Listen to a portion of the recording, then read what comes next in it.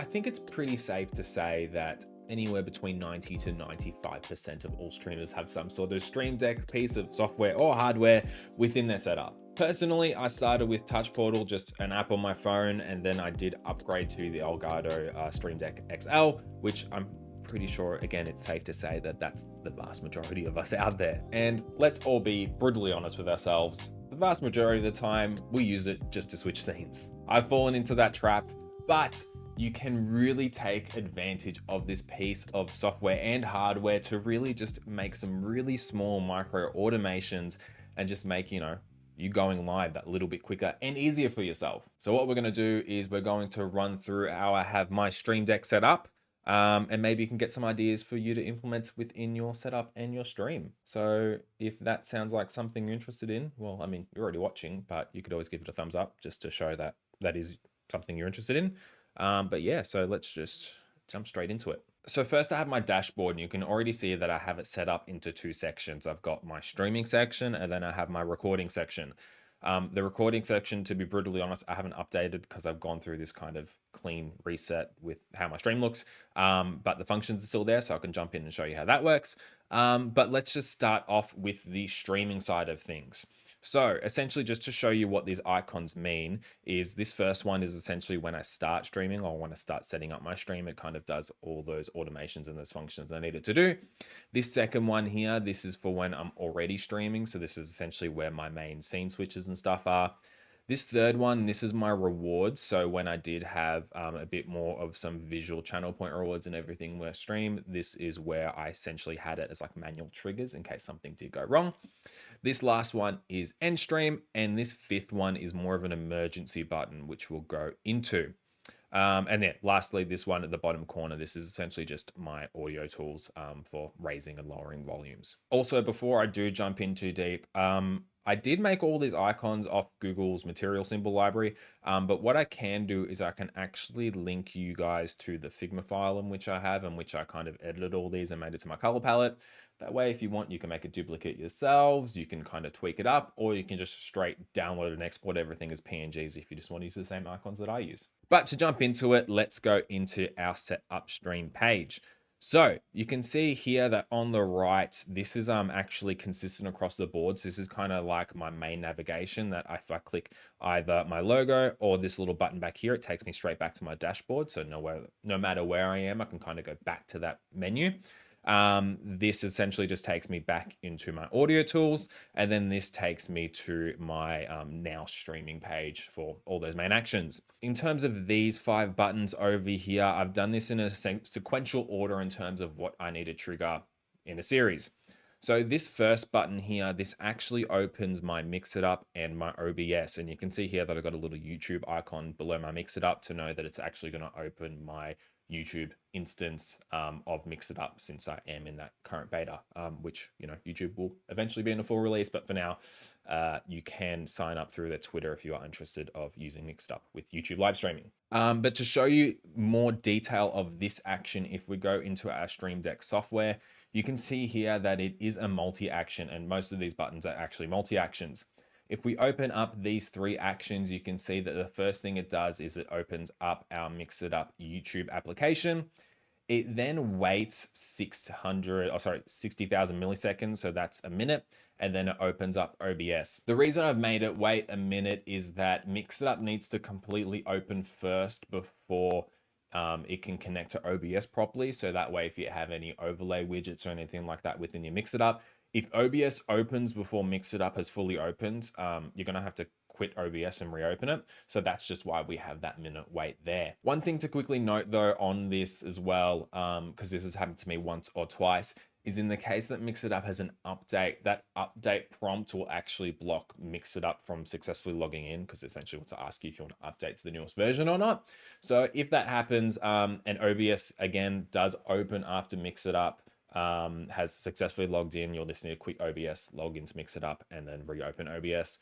It only happens a couple times, just whenever there's an update, but it is something to note on. If we go back into our main page and we do go to our second button, which is a light bulb, pretty self-explanatory. This just turns on our lights. So again, a multi-action because I have an Elgato key light air, and then I also do have that light over there is actually a hue bulb. So I do need that multi-action for that, just to turn my lights, and then that way all the temperatures and hues and all the color settings are all good. So if we go back into our starting soon page, this third button here essentially is our scene switcher just for starting soon. And the benefit is with the Stream Deck software, if you just keep the scene switcher button as the standalone button, not nest it within any multi-actions, when that scene is active, you can change the button and icon style to let you know that that is the active scene within your OBS. So this styling I've done where I've got that color, that kind of rounded star shape behind the icon, that's consistent across the board for me. So I know that for my scene buttons, whenever it looks like that, that is the active scene on OBS. The next button, this fourth button over here, this nice green button, this is essentially my start stream button, which again is a multi-action. So within the Stream Deck software, you can see there are 3 actions.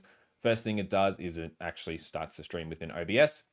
Next thing it does is it triggers our start stream actions within Mix It Up. So stuff like our dynamic stream title, stuff like our Twitter Go Live automations within Mix It Up, that was nested all within our starting soon, or sorry, our start stream action. That's essentially where this action group is triggered. And then this last one with Twitter change name, I've had to do this because Mix It Up has unfortunately had to remove the Twitter integration as of yesterday at the point of recording this. So I've just opted to, change my Twitter name directly through Stream Deck instead of Mix It Up, because unfortunately Twitter's API v2 is a bit icky, but yeah. So we're live now, we're on our starting soon screen. I'm just possibly filling up my water bottle, just tying off one loose end, just, to let people know I'm live before getting directly straight into it. But once we're actually ready to start talking and actually start playing games or whatever we're doing, that's when I click this next button, which again is a multi-action. This is my kickoff button. So what it does is it does 2 things. The first thing it does is it changes the OBS scene into our acknowledgement of land. As that's essentially how we kick off every stream, just an acknowledgement of land to the traditional owners, as we are in Australia. And then what we also do is it switches the profile to our now streaming page. So essentially it changes the page of Stream Deck to our now streaming page. So if I were to click this, it would essentially take us directly to this next page. So again, once we started streaming, we'll be talking by now. We can just change our scenes up here. So it's what these 3 buttons are. This is our just chatting scene. This is our game scene. And this is our intermission scene. Our intermission scene is themed as coffee breaks. That's why it's the little coffee cup icon. So that's what these 3 at the top are. Now I've decided to put those 3 scene buttons directly in the top left corner of the Stream Deck, compared to putting them like in the middle or something. They have to kind of fiddle around and figure out where they are, whereas I can just immediately go to the top and then, press them directly there. Again, on the right side, we have our page switches. So again, going back to the main menu, we have our audio settings here. We have our emergency button, our reward button, and our stop streaming button. So these pages we'll get through in a quick second. This is essentially our viewer count. So the viewer count number will just come directly in the bottom in the center there. And again, this is specifically linked to our YouTube one. We have the clock here, which is probably, you're going to see the time jump a fair bit while I'm editing this, because surprise, surprise, I have to edit this. I screw up talking a fair bit. The reason I have put this here though is I do have a tendency of not noticing how long I've been streaming for. And unfortunately, life gets in the way and you got to do other stuff. So I did put that clock there so I can easily just quickly look down and know what time it is and just keep a track of things. Because I have had the tendency of saying, yeah, I'll be, in my head mentally saying, I'll probably finish up in 5 minutes, and I've gone for an extra half hour. And whether that be a stream during the night, whether it be a stream during the day, it does interrupt, unfortunately, life. This next button here, which the icon is self-explanatory and a bit descriptive in itself, is the clip button, which actually I've done something different with the latest release of good old Harris Heller's Atrium vertical plugin. So this is actually a multi-action. Even though it has one action, I've just decided to make this as a multi-action by default in the case I need to trigger other things later down the line. But essentially this just has my hotkey to trigger the backtrack recording. So if you're on Twitch or YouTube, you could always use this as a stream marker as well, or you could always make a different button as a stream marker. That's what I did used to have those two buttons. But since I've moved to Atrium, I've just decided to manually trigger whenever I want to take a clip. So that's what that button is there. So that's clipping. Again, you could probably put a marker button here if you wanted to, or if you actually use it. That's actually one of the reasons I got rid of it. I wasn't actually using it. And again, just making it nice and clean, not too crazy with that many buttons, so I can easily get to things. These two buttons down here, this is essentially our Discord mute and unmute, and this is our deafen and undeafen. Again, custom icons, so I could quickly look at them and I know what they mean. So green means that we're unmuted, red means that we're muted, and we've got the big, nice line through it. The next two buttons below that are essentially chat messages for us to quickly send for popular messages or popular, questions we might want to answer. And again, selfish shout outs. This first one here, this is actually our link tree. So that's why it's a little tree. So if someone's asking about other social platforms, or, where we can go for Twitter or Discord or anything like that, we can just send them to our link tree and that can link them straight off. But for something a bit more popular like Discord, that's why I've just made a dedicated button there if someone wants to link off and directly join the server. So that's our now streaming page. So again, I've tried to make it not too complicated and just put the key buttons there in which I actually use, and just make it that little bit more productive. The next thing we'll actually quickly go into is the audio page. So this connects all with our Wavelink software. I did used to use Voicemeeter and I absolutely hated it. I'm going to be completely honest. I hated Voicemeeter. It's one of the big reasons why I moved to the Wave microphone and Wavelink, and kind of going everything Elgato, is that the software is really easy to use and everything plays really nicely together. And this is the key example of that, in that you can have, your output device switches. So if I want to swap from my laptop speakers to my headphones, I can easily change the output device. This then changes the volume louder or lower on that output device. This button up here essentially toggles our what we're listening to. So whether that be either my audio or the stream audio. These two top buttons here essentially mute and unmute either our game audio or our music. And essentially on this current setup, my music's actually playing through Google Chrome. So that's why I have those two icons there to know that those two are tied together. And then again, volume up and volume down for game, and volume up, volume down for our music. But just to quickly show you these buttons within the Stream Deck software, these buttons are actually mostly just Wavelinks buttons out of the box. I've just customized them all with icons, so I easily can read them at a glance. But this is just, again, the output Wavelink button. This is the device. This is the input.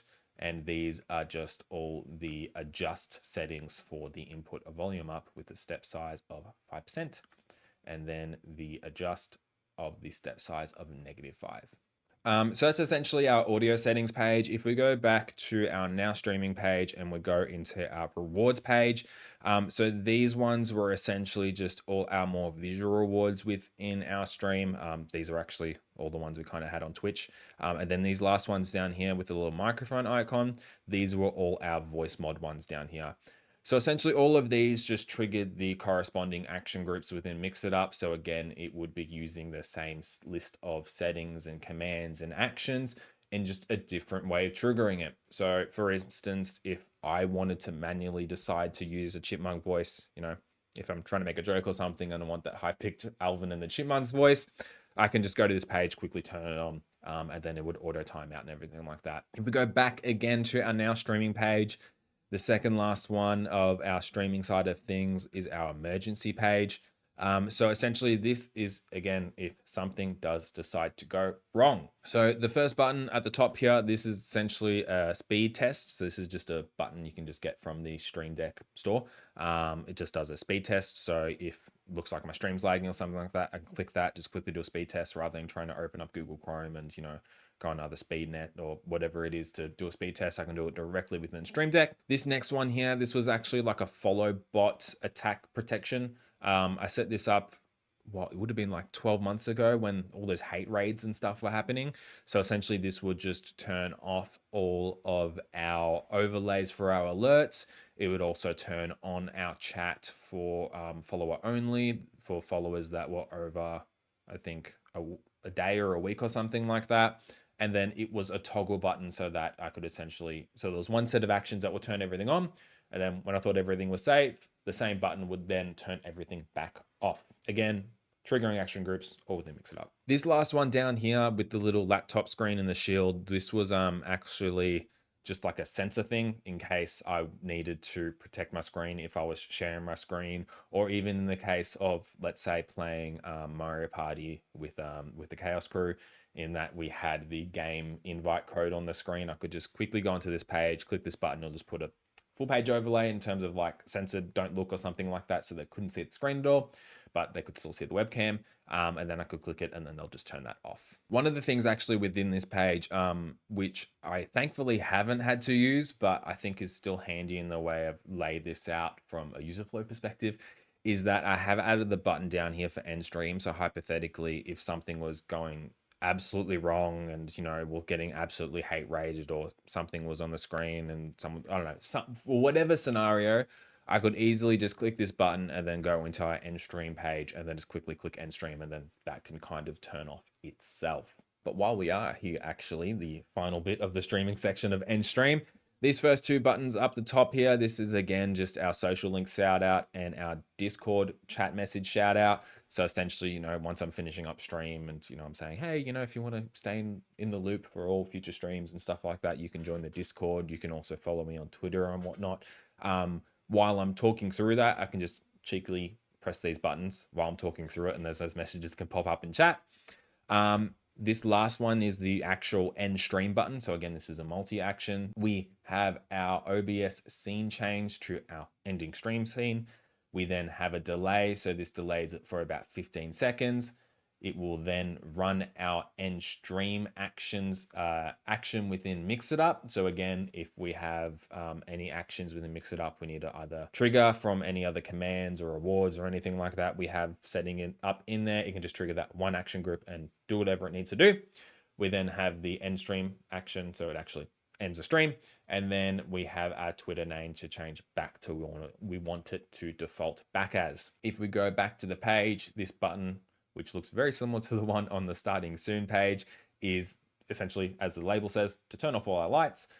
So it just turns off the lights in which we have. That's actually pretty much everything for the streaming section of the Stream Deck. If we just quickly go back to the menu and we go into the recording section, there's not that much, and precursor, it's not as pretty. We just have a couple of buttons for the scenes. We just have a start recording button at the top. And then we also have this button here, just turns on and off our, if we want to like share our screen and record our screen. This bit, again, it's not as pretty, kind of doesn't need to be. I do want to go back and fix this up so it is that a little bit nicer and aligns with the rest of the streaming side. But the streaming side of things, it was important for me to make sure that I understood the icons. The icons for me were really easy to understand, so that I could quickly look down at a glance, kind of know where the buttons are at. The buttons aren't too crazy, and then I can quickly get to where I need to go and not distract from the content I'm making. The other thing actually you would have noted as well from a slight design perspective is that my dashboard is blue. The theming of our channel is blue. So that's really in your face, but once you start getting into the different pages, I've opted to leave all the buttons black. Personally, I kind of like that the buttons are black, but it also means that the colors do come through that much more, and it is easier to quickly scan. So essentially, and especially if I can talk properly, something like this now streaming page, I know that all of this is dead space. I don't have to look at it, and I know that this is the scene that we're active. So again, quickly glancing at it, I can kind of focus my eyes directly of where it needs to be, compared to if I had, let's say the background is full blue, if I had an image in the background that can be quite distracting, I would essentially have to focus my time more on looking on the Stream Deck, and then potentially either miss half a second of a clip, or again, distracting myself from the content and the stream, and more importantly, the community. But yeah, that's pretty much everything in terms of what we have set up with our Stream Deck. Again, I think the power of the Stream Deck comes in the more micro automations, not so much the big crazy stuff. Even just something as simple of opening up a series of applications in a specific order because of whatever tech restrictions and requirements they have, just really saves a lot of hassle, and can just really speed up things before you hit go live or just start creating in general. But if you did like the video, you could always give it a thumbs up. Be greatly appreciated. You could always subscribe to the channel, see more stuff like this in the future. And I'd love to see in the comments down below, one, if you do have any questions, I'll be more than happy to answer those. but also what other stuff that you've created within your stream that just saves you a bit of a headache. But yeah, for now, it's been me, Drew, your friendly neighborhood Mix It Up ambassador. Stay safe, stay healthy, treat people with kindness, and I will see you next time. Bye.